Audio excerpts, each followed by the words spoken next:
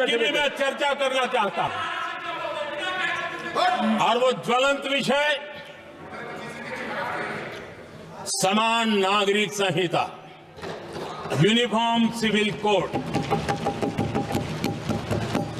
ये विषय भी संविधान सभा के ध्यान बाहर नहीं था।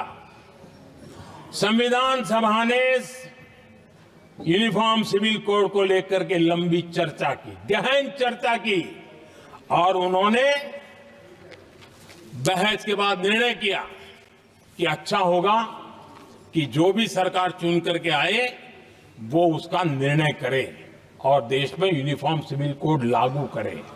ये संविधान सभा का आदेश था। और बाबा साहब आंबेडकर ने कहा था, जो लोग संविधान को समझते नहीं है, देश को समझते नहीं है, सत्ता भूख सेवा कुछ पड़ा नहीं है, उनको पता नहीं है बाबा साहब ने क्या कहा था। बाबा साहब ने कहा था, धार्मिक आधार पर बने, ये मैं बाबा साहब की बात कर रहा हूं, इतना वीडियो कट करके घुमाना मत। आदरणीय सभापति जी, बाबा साहब ने कहा था, धार्मिक आधार पर बने पर्सनल लॉ को खत्म करने की बाबा साहब ने जोरदार वकालत की थी। उस समय के सदस्य के.एम.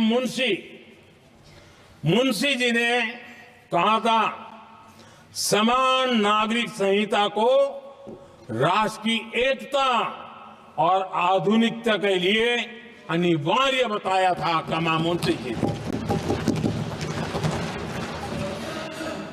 सुप्रीम कोर्ट ने भी कई बार कहा है कि देश में यूनिफॉर्म सिविल कोड जल्द से जल्द लाना चाहिए। सरकारों को आदेश दिए हैं सुप्रीम कोर्ट ने। और उसी संविधान की भावना को ध्यान में रखते हुए, संविधान निर्माताओं की भावनाओं को ध्यान में रखते हुए, हम पूरी ताकत से लगे हुए हैं सेक्युलर सिविल कोड की।